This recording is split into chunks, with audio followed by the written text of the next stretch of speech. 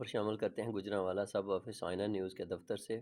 International Aaina news H D کے سب office میں تقریب حلف برداری کا انعقاد کیا گیا، جس میں سی ای او انٹرنیشنل آئینہ نیوز اسلام آباد میاں نثار احمد کو Gujranwala union of journalist worker کا انفارمیشن سیکرٹری مقرر کیا گیا۔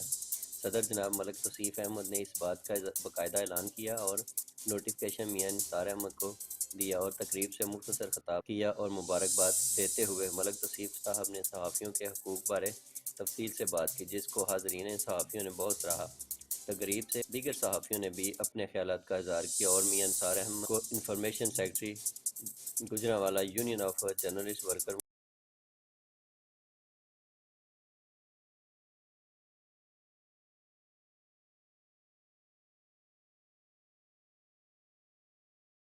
مقرر ہونے پر مبارکباد دی۔ تقریب حلف برداری میں گجرانوالہ کی سیاسی سماجی شخصیات اور کثیر تعداد میں صحافیوں نے بھی شرکت کی۔ تقریب سے دیگر صحافیوں نے بھی اپنے خیالات کا اظہار کیا اور میاں نثار صاحب کو information secretary Gujranwala union of journalist worker مقرر ہونے پر مبارکباد پیش کی۔ تقریب حلف برداری میں گجرانوالہ کی سیاسی سماجی شخصیات اور کثیر تعداد میں صحافیوں نے بھی شرکت کی، جن میں ملک توصیف احمد صدر Gujranwala union of journalist worker, حکومت پنجاب سے ایوارڈ یافتہ کالم نگار Rana Abdul Ghaffar, chairman press club Rahwali cantt, secretary Gujranwala union of journalist worker Rana Usman, C E O B B C news, senior vice chairman Gujranwala union of journalist worker engineer Shahbaz Malik, senior صحافی vice chairman Gujranwala union of journalist Ehsan Ullah Gujjar, finance secretary Gujranwala union of journalist worker Malik Adnan, be B C News Usman ساگر،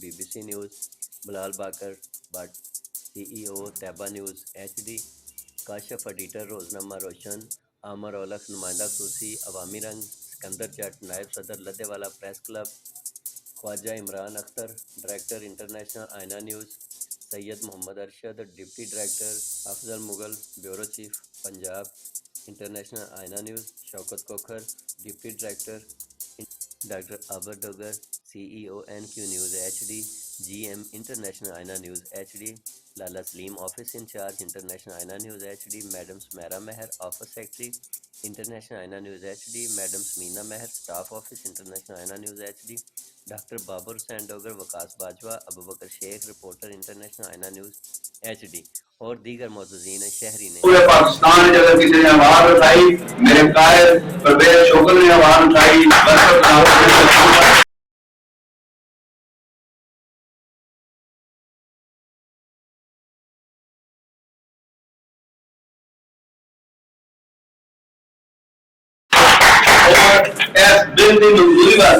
اس بل کی منظوری واسطے ہمارے صدر جڑی تقریب ہوئی پرویز شوکت group جڑا سی، اس کو علاوہ کسی بھی گروپ کی شمولیت نہیں تھی۔ یہ برکت صحافیوں کی غلط تنظیم ہے جسے جناب کیبریا مالخان کے حقوق کی تفصیل نہیں کیا جاتا، برکت صحافیوں کے حقوق کا تفصیل کیا جاتا ہے۔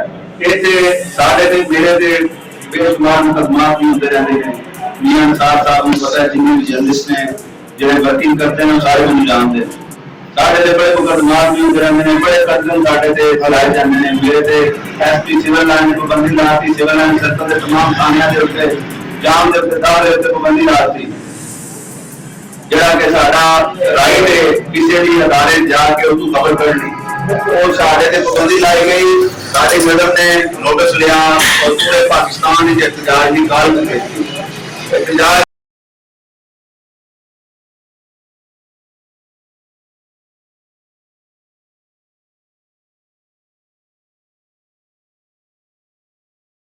کال کے نتیجے I D Punjab S P civil line کا تبادلہ کرنا پڑا۔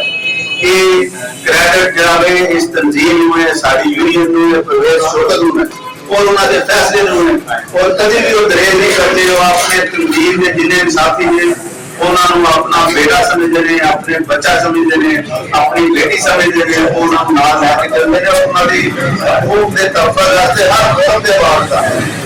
لیکن تمہارے سارے دوستان کی بھی گزارش ہے کہ ایسا کام نہ کرنا جس کی وجہ سے نظم کی جڑی ہے نا وہ بےزتی ہوئے، وہ نظم کی عزت جڑی ہے نا وہ دار ہوئے۔ और तुम्हारे पीछे सानू आने लगे जरा शर्मिंदगी महसूस होए। इंशाल्लाह उम्मीद रख रहे हैं कि मियां निसार साहब जिहड़े ने साडे कायद परवेज शुक्र साहब के अफगान और उन्हां दे गुजरा दे विच जिहड़ा ना ओदी तशहीर करनगे और भरपूर अंदाज विच करेंगे।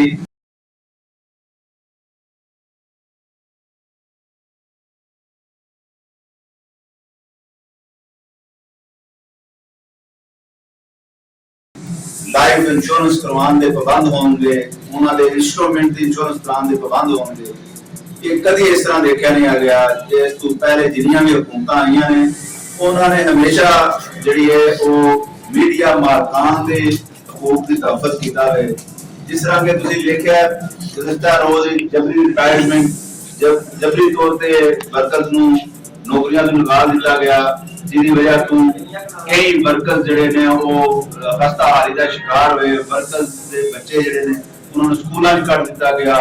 2 वर्कर साहबियां ने खुदकुशी कर ली क्योंकि उन्होंने घरेलू हालात बड़े खराब सन। और उस तो भी बड़ी जी अलमिया जरा वे कि किसी भी अखबार ने सिंगल कॉलम खबर लगाना मुनासिब नहीं समझी कि जबकि आम कोई बंदा खुदकुशी करे तो बड़िया बड़िया खबर लगती हैं, लेकिन एक सहाफी की भुख की वजह तो अफलास की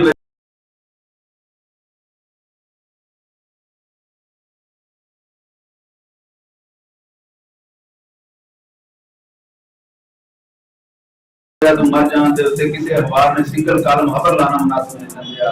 और बड़े बड़े टीवी चैनलों से बैठे जो साफत के हकूक के लंबरदार अपने आप को साबित करते हैं। किसी एक मीडिया हाउस ने किसी एक एंकर ने खुदकुशी करने वाले का जिक्र नहीं किया। और सिर्फ और सिर्फ पूरे पाकिस्तान अगर किसी ने आवाज उठाई, मेरे कायद परवेज शुक्र ने आवाज उठाई और इस बिल की मंजूरी वास्ते इस बिल की मंजूरी वास्ते हमारे सदर जी तकरीब हुई परवेज शुक्र ग्रुप जरा थी उसको अलावा किसी भी ग्रुप की शमूलियत नहीं थी। ये बरकत साफियां की खालिस तंजीम है जिसे नाम के मीडिया मालकान के हकूक की तहफ़्फ़ुज़ नहीं किया जाता, वर्कर साफियां के हकूक का तहफ़्फ़ुज़ किया जाता है। इतने साढ़े ते मेरे ते बेशुमार मुकदमात भी होते रहते हैं। मियां निसार साहब को पता है जिन्हें भी जर्नलिस्ट ने जो वर्किंग करते हैं सारे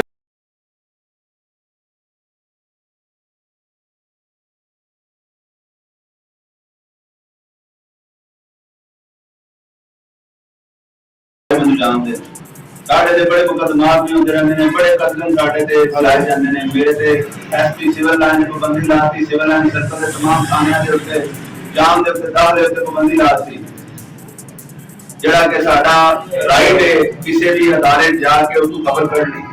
और साढ़े ते पाबंदी लाई गई, साडे सदर ने नोटिस लिया और पूरे पाकिस्तान की एहतजाज की कॉल की। एहतजाज की कॉल के नतीजे IG Punjab SP civil line का तबादला करना पाया। ये क्रेडिट जावे इस तंजीम में साडी यूनियन में परवेज शुक्र में और उन्होंने फैसले में। और कभी भी वो दरेज नहीं करते, वो अपने तंजीम के जिन्हें भी साथी ने उन्होंने अपना बेटा समझते हैं, अपने बच्चा समझते हैं, अपनी बेटी समझते हैं, उन्होंने नाल लैके चलते हैं। और उन्होंने हकूक के तहफ़्फ़ुज़ वास्ते हर कदम से आवाज़ उठाते हैं। लेकिन तुम्हारे सारे दोस्तों की भी गुजारिश है कोई ऐसा काम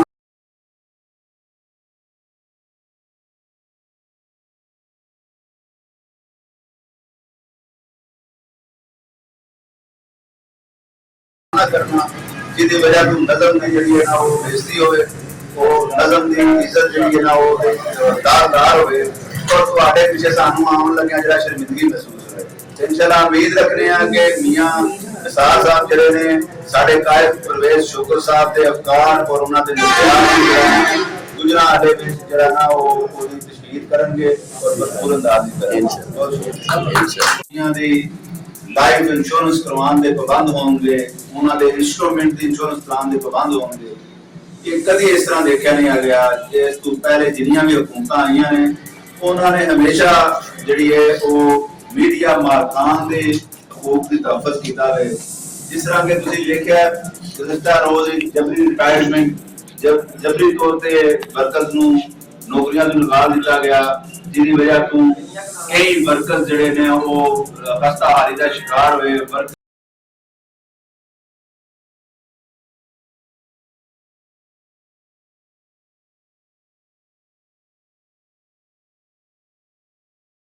ਦੇ ਬੱਚੇ ਜਿਹੜੇ ਨੇ ਉਹਨਾਂ ਨੂੰ ਸਕੂਲਾਂ 'ਚ ਕੱਢ ਦਿੱਤਾ ਗਿਆ। 2 ਵਰਕਰ ਸਾਥੀਆਂ ਨੇ ਖੁਦਕੁਸ਼ੀ ਕਰ ਲਈ ਕਿਉਂਕਿ ਉਹਨਾਂ ਦੇ ਘਰੇਲੂ ਹਾਲਾਤ ਬੜੇ ਖਰਾਬ ਸਨ। ਔਰ ਉਸ ਤੋਂ ਵੀ ਵੱਡੀ ਜਿਹੜੀ ਉਹ ਅਲਮੀਆ ਜਿਹੜਾ ਵੇ ਉਹ ਇਹ ਵੇ ਕਿ ਕਿਸੇ ਵੀ ਅਖਬਾਰ ਦੇ ਸਿੰਗਲ ਕਾਲਮ खबर लगाना मुनासिब नहीं समझी कि जबकि आम कोई बंदा खुदकुशी करे तो बड़िया बड़िया खबर लगती हैं, लेकिन एक सहाफी की भुख की वजह तू अफलास की वजह तू मर जान ते उससे किसी अखबार ने सिंगल कालम खबर लाना मुनासिब नहीं समझा। और बड़े बड़े टीवी चैनलों से बैठे जोड़े सहाफत के हकूक के लंबरदार अपने आप को साबित करते हैं। किसी एक मीडिया हाउस ने किसी एक एंकर ने खुदकुशी करने वाले का जिक्र नहीं किया। और उसदे सिर्फ और सिर्फ पूरे पाकिस्तान में अगर किसी ने आवाज उठाई, मेरे कायद परवेज शुक्र ने आवाज उठाई और इस बिल की मंजूरी वास्ते हमारे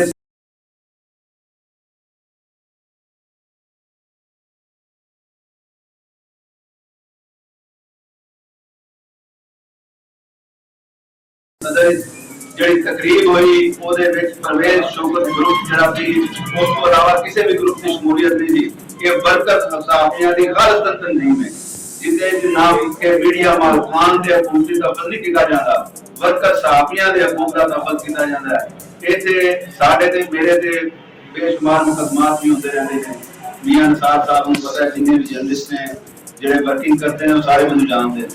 साढ़े ते बड़े मुकदमात भी होते रहते हैं, बड़े कदम साढ़े ते लाए जाते हैं। मेरे ते एसपी सिविल लाइन ने पाबंदी लाती, सिविल लाइन सर्कल के तमाम थानियां दे उत्ते जाम दे उत्ते दाखले उत्ते पाबंदी लाती। जेड़ा कि साडा राइट है किसी भी अदारे जाके उसको खबर करनी, और साढ़े ते पाबंदी लाई गई। साडी सदर ने नोटिस लिया और पूरे पाकिस्तान में एहतजाज की कॉल की। एहतजाज की कॉल के नतीजे आईजी पंजाब ਨੂੰ ਐਸਪੀ ਸਿਵਲ ਲਾਈਨ ਦਾ ਤਬਾਦਲਾ ਕਰ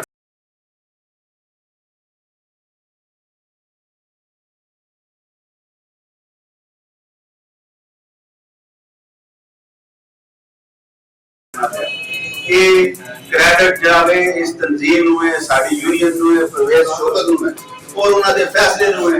और कभी भी वो दरेज नहीं करते। वो अपने तनजीम के जिन्हें भी साथी ने उन्होंने अपना बेटा समझते हैं, अपने बच्चा समझते हैं, अपनी बेटी समझते हैं, उन्होंने नाल लैके चलते हैं। और उन्होंने हकूक के तहफ़्फ़ुज़ वास्ते हर कौम के आवाज़ का है। लेकिन तुम्हारे सारे दोस्तों की भी गुजारिश है कोई ऐसा काम ना करना जिसकी वजह से नज़म की जी है ना वो बेइज्जती होवे, वो नज़म की इज्जत जी है ना वो दारदार होवे और तुम्हारे पीछे सानू आने लगे जरा शर्मिंदगी महसूस होवे। इंशाअल्लाह उम्मीद रखने हैं कि मियां निसार साहब जड़े ने साढ़े कायद परवेज शुक्र साहब के अफकार और उन्होंने गुजरा आदे जरा ना वो तशहीर करेंगे और भरपूर अंदाज करेंगे।